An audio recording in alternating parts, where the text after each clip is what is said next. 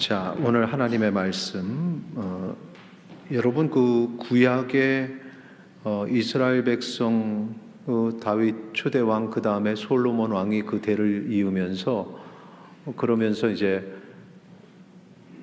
죄악이 그들 가운데 들어가면서 이스라엘이 분리가 됩니다. 두 나라로. 북에 있는 나라, 남에 있는 나라. 북에는 이스라엘, 남에는 유다. 그래서 우리는 그것을 북이스라엘, 남유다 이렇게 말하죠. 그들의 패역함이 그치지 않아서 결국에는 북이스라엘이 멸망하고 그 다음에 이제 남유다가 멸망하게 됩니다.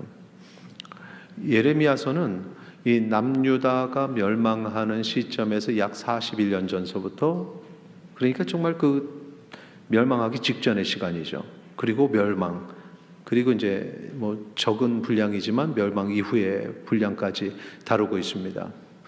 그래서 이 선지서들 보면은 그 멸망한다는 심판에 대한 메시지들을 막 던지는데, 이 예레미야는 그러니까 일례로 이사야서하고 비교할 때, 이사야서의 내용하고 비교할 때 이사야는 조금 좀 이렇게 좀 거리가 있다 보니까 좀 부드러운데, 예레미야는 이제 심판이 온다는 것을 아주 직설적으로 그렇게 얘기하는 것이 이 예레미야서의 특징입니다. 일예를 보면은 예레미야서 1장 13절 보시죠. 같이 읽겠습니다. 여호와의 말씀이 다시 내게 임하니라. 이르시되 내가 무엇을 보느냐? 대답하되 끓는 가마를 보나이다. 그 윗면이 북에서부터 기울어졌나이다 하니. 자, 여기 지금 끓는 가마라는 표현도 아주 무섭죠. 막 팔팔 끓고 있는 가마다. 근데 그 윗면이 이렇게 기울어졌다. 그럼 결국은 그 가마 안에 있는 게 쏟아진다는 거죠. 이렇게 아주 긴박한 상황을 표현하는, 요거는 이제 환상을 보여주셨던 것이고 그걸 그대로 전하게 되는데, 이런 것이 이제 예레미야서의 특징입니다. 그렇게 해서 시간이 흘러서 이제 오늘 본문은 32장인데 그 긴박함이 현실이 되는데, 바벨론 군사들이 칼데아인들이라 말하죠. 칼데아인이라. 이 바벨론 군사들이 예루살렘 성을 포위하게 됩니다. 이제 그 성이 무너질 날이 얼마 안 남은 것입니다. 그 상황에서 예레미야가 여전히 이 유다가 이 갈대아인에게, 바벨론 왕에게 넘겨질 것이다 라는 심판의 메시지를 증거하는데, 그런데 그 시드기야 왕은 그 메시지가 선포될 때 어떻게 했느냐?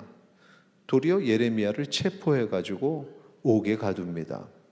예레미야서 32장 3절에서 5절까지의 내용인데, 이게 한 3절에서 5절까지 묶여있는데 꽤 깁니다. 그래서 제가 읽지는 않겠습니다.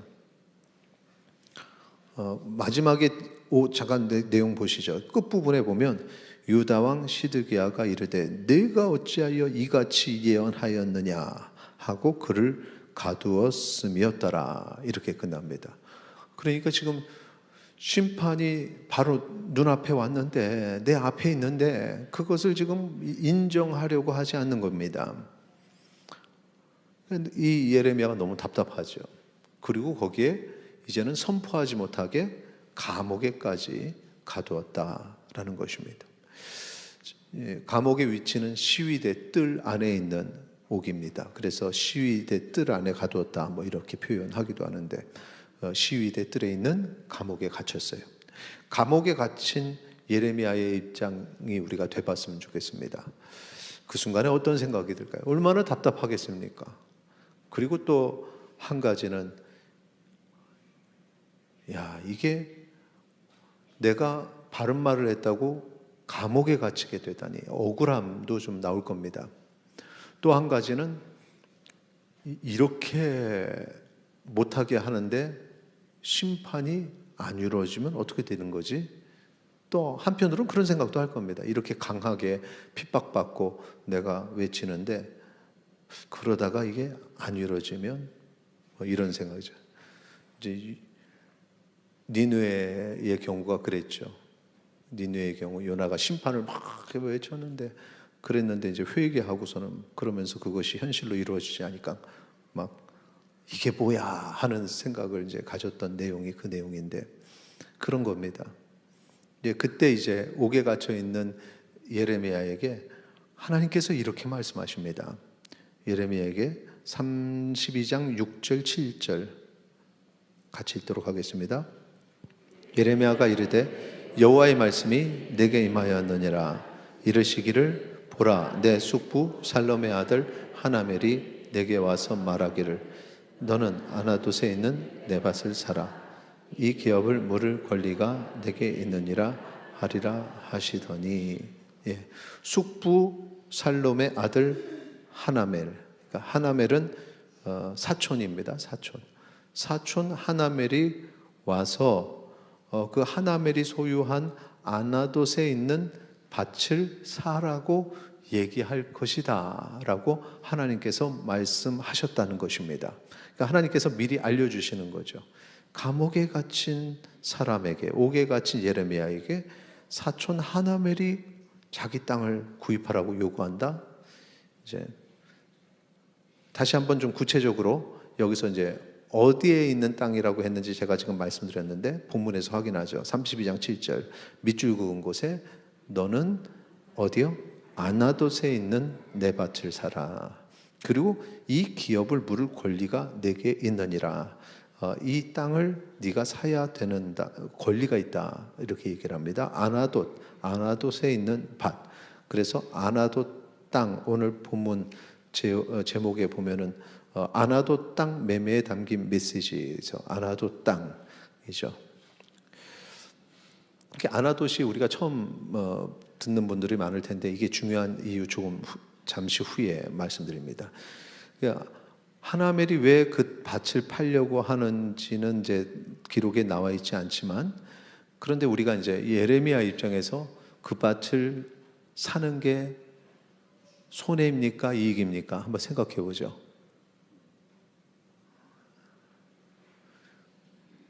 여기도 장사하면 안 되는, 비즈니스 하면 안 됩니다.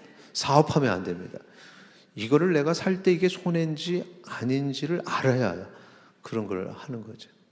지금 아주 작은 목소리로 손해입니다라고 얘기하신 분들이 있었어요. 이 손해 맞습니다. 손해입니다. 왜 손해입니까? 네, 열심히 설명해 주셨는데 무슨 소리인지 제가 안 들리니까 본문을 통해서 확인하죠. 32장 2절 거기 뭐라고 써 있어요? 그때에 바벨론 군대는 예루살렘을 에워쌌죠. 앞부분에 말씀드렸습니다. 이제 바벨론 군대에 멸망당하기 직전이라는 겁니다. 그들이 들어오면 다 그들의 땅이 되는 거죠. 빼앗길 땅입니다. 그런데 그 밭을 산다? 말이 안 되는 거죠. 그래서 사실 예레미야는 그 땅을 살 권리가 있다고 얘기하는데 그거 행사하면 안 되는 겁니다. 근데 예레미야가 이렇게 말하죠. 예레미야서 32장 55절에 보니까 주 여호와여 주께서 내게 은으로 밭을 사며 증인을 세우라 하셨으나 이 성은 갈대아인의 손에 넘기신 바 되었나이다.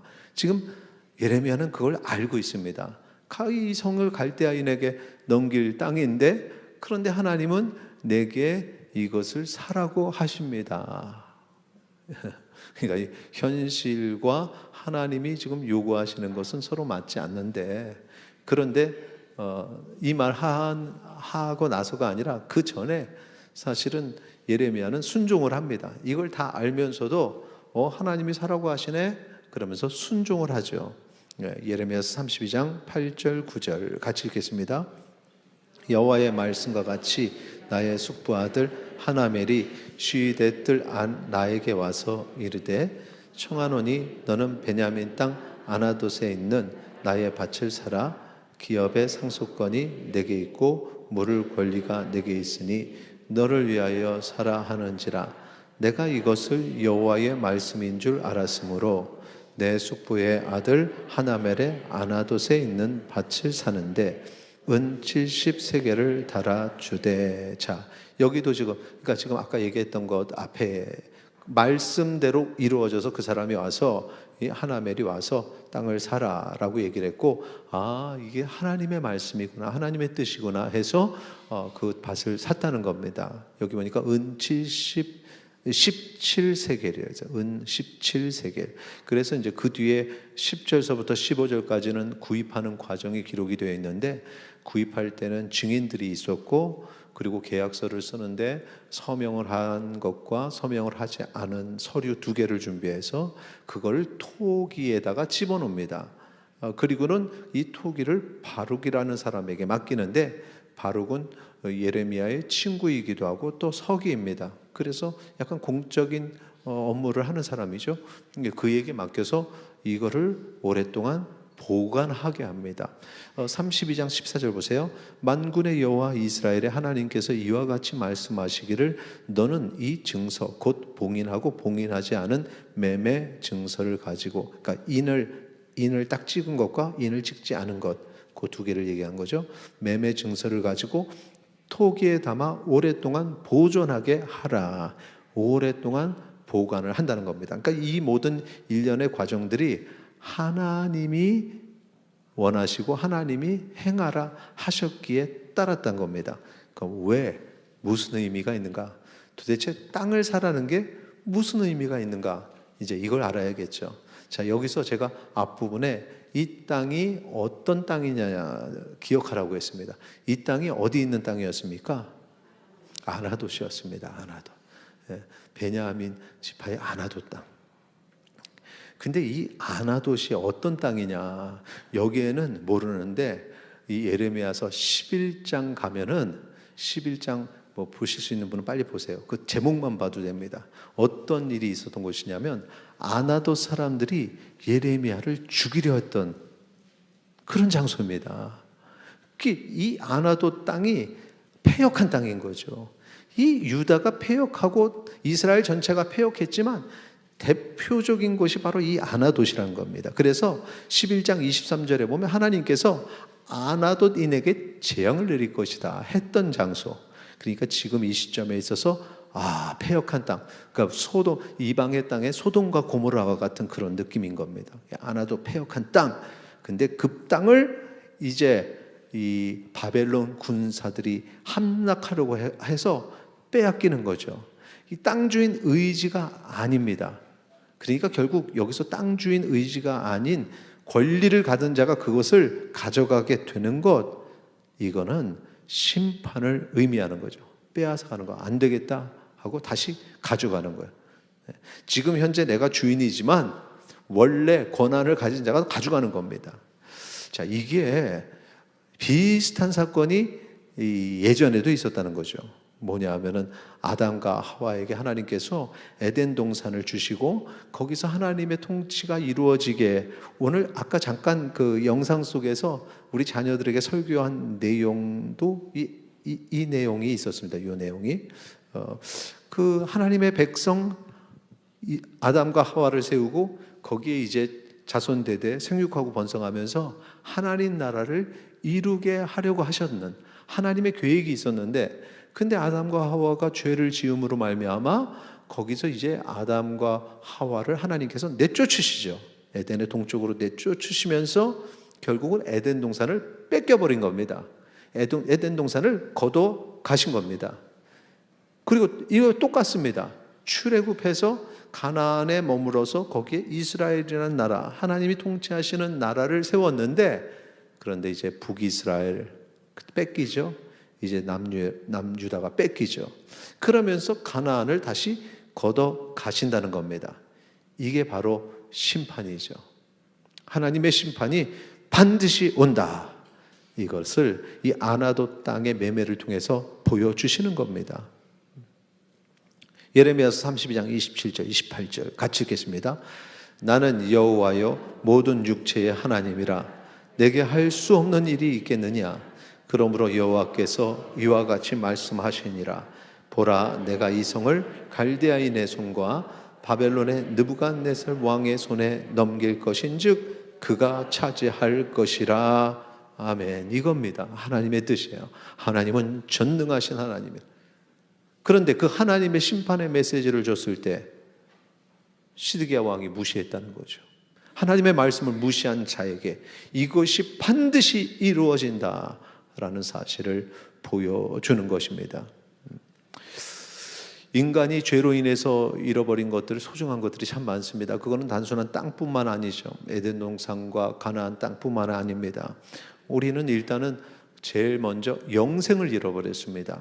에덴 동산에서 하나님의 백성들, 아담과 하와 이후의 후손들은 영원한 삶을 누리면서 살게 되는 거죠. 그런데 그 영생을 잃어버렸습니다. 하나님 나라에서의 행복한 시간들을, 행복을 잃어버렸습니다. 하나님과의 교제, 하나님께서 나의 하나님이 되시고 나는 하나님의 백성이 되는 이런 어떤 사랑의 교제가 있었는데 그것도 다 잃어버리게 됩니다. 신분, 하나님 나라의 백성, 하나님 나라의 일꾼, 하나님의 사명을 받은 자, 이런 것도 다 잃어버리게 되는 거죠. 그렇게 해서 잃어버리는 겁니다. 그러니까 여기서 말하는 아나도 땅은 다 우리가 그 잃어버린 행복들, 모든 것들이에요. 어쩌면 우리가 인생이 그렇게 힘든 이유는 그 땅을 잃어버렸기 때문에 힘들고 어려운 것입니다. 그 시간이 얼마인지 모르겠습니다. 그런데 하나님께서는 그 계약서를 토기에 담아서 오랜 시간 보관하라고 하셨으니까 그 시간이 꽤 긴 것입니다. 그래서 세대를 넘게 되죠. 부모님 세대, 그 이전 우리 조부모님의 세대, 주여 어서 오시옵소서라고 기다리면서 지내는 이 시간들이 참 긴 시간입니다. 그런데 이렇게 끝나느냐? 하나님의 약속이 이렇게 끝나느냐? 그렇지 않다는 거죠. 32장 15절 말씀 같이 읽겠습니다. 만군의 여호와 이스라엘의 하나님께서 이와 같이 말씀하시니라. 사람이 이 땅에서 집과 밭과 포도원을 다시 사게 되리라 하셨다 하니라. 아멘. 자, 그 기간이 얼마인지 모르지만 나중에는 다시 그것을 살 것이다. 회복을 얘기하시는 겁니다. 32장에는 사실은 심판에 대한 말씀을 하시면서 15절에서만 살짝 회복을 얘기하셨지만 33장에 넘어가면서 회복을 좀 구체적으로 얘기하시는데, 그런데 그 회복이 임하기 위해서 필요한 것이 있음을 우리에게 알려주세요. 자, 예레미야서 33장 1절 보면은 예레미야가 아직 시위대 뜰에 갇혀 있을 때, 시위대 뜰에 있는 옥에 여전히 갇혀 있고 앞부분에 그 땅을 팔러 올 것이다 라고 얘기하시는 하나님의 음성을 들은 이제 그 이후에 두 번째 말씀이 이제 임하는데, 뜰에 갇혀 있을 때 여호와의 말씀이 그에게 두 번째로 임하니라 이르시되. 자, 두 번째 음성은 뭘까요? 같이 읽겠습니다. 2절 3절. 이를 행하시는 여호와, 그것을 만들며 성취하시는 여호와, 그의 이름을 여호와라 하는 이가 이와 같이 이르시도다. 너는 내게 부르짖으라. 내가 내게 응답하겠고 내가 알지 못하는 크고 은밀한 일을 내게 보이리라. 할렐루야. 앞뒤의 얘기는 몰라도 요 3절의 얘기는 너는 내게 부르짖으라. 내가 내게 응답하겠고, 그래서 뭐든지 기도하면 다 얻을 것이다 이렇게 생각을 하는데, 여기서 말하는 크고 은밀한 일은 무엇일까요? 그 땅을 다시 돌려주는 걸 뭐라고 할까요? 자, 한 단어, 두 글자. 회복이에요, 회복. 그러니까 여기서 회복을 주시기 위해서 우리 그 계약서를 그 한마디로 독 안에 놓고, 토기 안에 놓고 긴 시간 있을 때 하나님께서는 한 가지 기다리고 계시는 것. 우리의 부르짖음을, 우리의 회개를, 우리가 하나님께 돌아가기 원합니다. 내가 하나님께 돌아가기 원합니다. 하나님이 내게 주신 그 땅을 그리워하면서 그렇게 부르짖는 기도를 기다리고 계신다는 사실, 이 말씀을 우리에게 주시는 겁니다. 이 일을 내가 회복시키지 못하겠느냐? 내가 이걸 다시 돌려놓을 수 있지 않느냐?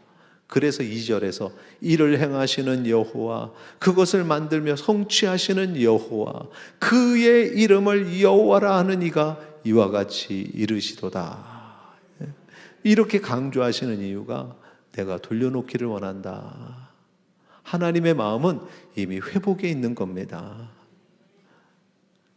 그런데 내가 부르짖어야죠. 내가 주님께 간구해야 되죠. 너는 내게 부르짖으라 내가 내게 응답하겠고 내가 알지 못하는 크고 은밀한 일을 내게 보이리라. 할렐루야.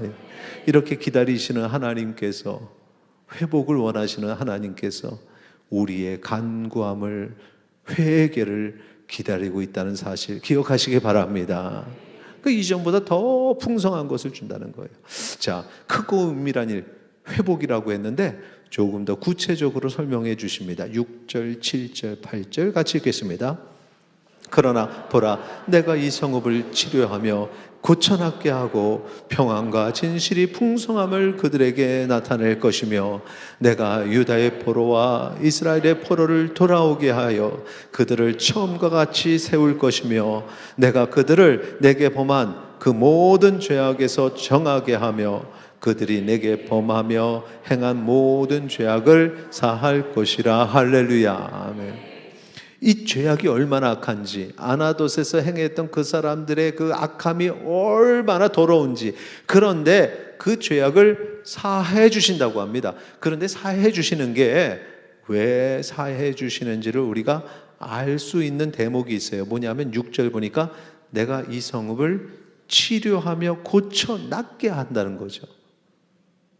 그러니까 하나님께서 나를 보실 때 너는 원래 그런 애야, 안 돼, 이렇게 보시는 게 아니라 병들었구나, 아프구나, 내가 얘를 고쳐줘야겠다, 얘는 고치면 얘가 회복되고 건강을 회복되면 이렇게 살아이가 아닌데, 하나님께서 우리를 바라보실 때 그렇게 바라보시는 거예요. 그래서 원래부터 악한 자, 원래부터 죄악에 거하는 자가 아니라 너는 원래 내가 만들 때는 정말 아름답게 만든 영혼이란다. 그런데 지금 아파하고 있다는 거죠. 그래서 이 성읍을 치료하고 그를 치료하고 고쳐 낫게 한다. 그래서 그 치유하심, 이 힐링, 치유하심이 용서하심과 같다는 거죠. 하나님의 용서하심이 우리를 치료하시는 이 은혜가 우리에게 있기를 소망합니다. 그런데 우리가 하나님으로부터 이런 용서와 치료를 받는데 우리가 죄인을 바라볼 때는 그 시각으로 바라보지 않습니다. 죄인을 바라볼 때 하나님의 마음으로 그들을 치료하시는 하나님의 손길이 저들에게도 필요합니다. 저들도 지금 너무 아파합니다. 이래야 되는데 그게 아니라 저것들이 그런 죄를 졌어? 악한 것들이네, 죄인이네, 못됐네, 저런 것들은 심판받아야 돼. 이게 하나님의 마음이 아닌데 하나님의 마음인 것처럼 감히 죄를 져 하나님의 말씀을 가지고 그렇게 정죄하는 일을 감당하고 있습니다. 자살을 해? 감히 하나님이 주신 생명을 자기가 끊어? 지옥이야 무조건. 크리스찬으로서 그 가정에서 이런 문제가 나올 때 그 말 때문에 너무 힘들어하는 사람들이 많아요. 너무 고통받는 사람들이 많아요. 그런데 하나님은 뭐라고 하십니까? 치료하여 고쳐 낫게 하고, 그거는 병이야, 그건 아픈 것이야, 그렇게 정죄하고 안 돼 해서는 안 될 일이야. 실질적으로 이제 사람들이 깨어나서 그런 문제에 대해서 그렇게 생각해요. 이게 자살로 가는 과정이 내가 버티지 못할 그런 아픔, 그런 어떤 병적 증상 때문에 몸부림치다가 그렇게 되는구나, 이거를 고쳐줘야겠구나, 그들을 이해하려고 하는 그런 어떤 의학적인 움직임들이 있습니다. 지난번에도 말씀드렸는데 미국에는 응급실에 정신의학과가 있어요. 그래서 내가 혼자 있다가 막 이게 또 병이 도지고 증세가 나타나, 죽고 싶은 마음이 막 나를 막 이렇게 주장할 때, 그때 병원 응급실을 달려갑니다. 그래서 그 응급실에서 정신과 의학 그 교수님하고 대화를 나누면서 거기 회복을, 응급 치료를 받는 거죠.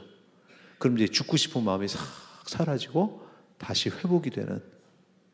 우린 그게 없어요. 그건 네 선택 아니야. 네가 선택한 거잖아. 그렇습니까? 하나님 뭐라고 말씀하세요? 아니야. 이건 치료해서 고쳐 낫게 해야 되는 거다. 이 말씀이 가정에서 이것 때문에 고통받다가 그렇게 생명을 끊어서 왜 크리스찬이 자살하게 만드냐고 이렇게 만드는 손가락질 속에 있던 특히 믿음의 가정들이 하나님의 은혜로 위로와 평화를 누리기를 소망합니다. 그렇게 생각하면 안 돼요. 하나님은 회복되기를 원하십니다. 우리도 마찬가지입니다. 죄에 있어서 조금 가벼운 죄, 나는 가벼운 죄 용서받은 거고 너는 중죄이냐? 절대 그래서는 안 돼요. 모든 죄는 다 똑같습니다. 누가 저 가늠한 여인을 손가락질을 하고 돌을 던지겠습니까? 예수님 그러셨잖아요. 너희 중에 죄 없는 자가 먼저 돌로 치라. 아무도 돌로 칠 수 있는 자격을 지은 사람 아무도 없습니다. 우리는 다 똑같은 죄인이기 때문에 생각으로 지은 죄나 육신으로 지은 죄나 정신적으로 영적으로 우리는 모두 다 죄를 지은 환자요, 고통 가운데 있는. 그래서 하나님께서는 그 계약서 찢어버리고 안 돼, 걷어 한 게 아니라 그 항아리 안에, 토기 안에 놓고 기다리시는 겁니다. 정신 차리기를. 이거하고 똑같은 거예요. 우리를 붙잡고 그러면 안 된다, 그러면 안 된다, 너 빨리 나한테 돌아와야 된다. 오늘 주님 앞에 부르짖어 돌아가시는, 주님께로 향해 다시 회복되시는 주의 백성 되시기를 축원합니다. 하나님은 우리를 버리지 아니하십니다. 하나님은 우리와의 언약을 귀하게 여기십니다. 그 약속을 폐하지 않으세요. 그 계약서를 찢지 않으세요. 그러니까 이 죄의 문제가 우리에게 너무나 힘들고 어렵지만 절망할 필요가 없습니다. 하나님은 심판의 권세도 있으시고 회복의 권세도 있으신 분입니다. 한 가지, 주님 앞에 나아가서 부르짖어 회개하고 기도하면 하나님께서 우리를 회복시켜 주시고 우리의 죄를 사하여 주실 것입니다. 어떻게 사하십니까? 그래, 없었던 일로 하자가 아니에요. 우리 하나님께서 이 땅에 오시고 십자가에 직접 달려 죽으셔 제단의 제물이 되셨으니 그 보혈의 능력을 우리에게 덧입혀 주신다는 사실, 하나님이 직접 그 일을 행하셨으니 그 죄를 사하시는 효력이 능력의 능력인 줄 믿으시기 바랍니다. 이렇게 이 전능하신 하나님은 우리를 심판하실 분일 뿐만 아니라 우리를 구원하시는 분인데, 분명한 건 그 하나님이 나를 사랑하셔서 회복하기를 원하신다는 것. 그러니 더 이상 내 죄에 대해서 외면하지 말고, 이런 거 듣고 싶지 않아, 저 외치는 저자를 감옥에 가둬, 시드기야 왕처럼 그러지 마시고 주님의 그 말씀 앞에 나를 드러내고 내 모든 더러운 걸 그렇게 주님 앞에 고백하고, 그렇게 내가 죄인임을 주님 앞에 아뢰며 간절히 기도하는 주의 백성 되시기를 축원합니다. 그 길이 십자가 보혈의 능력을 얻는 길이에요. 그런 주의 백성 되시기를 축원합니다. 이 시간에 이 찬양을 고백할 때 내가 그렇게 주님 앞에 나가는 겁니다. 완벽한 내가 아니에요. 연약하죠, 부족하죠, 죄로 가득하죠. 그렇게 주님 앞에 나아가고 회개하고 주님 앞에 부르짖어 기도하여 응답받기를 소망합니다.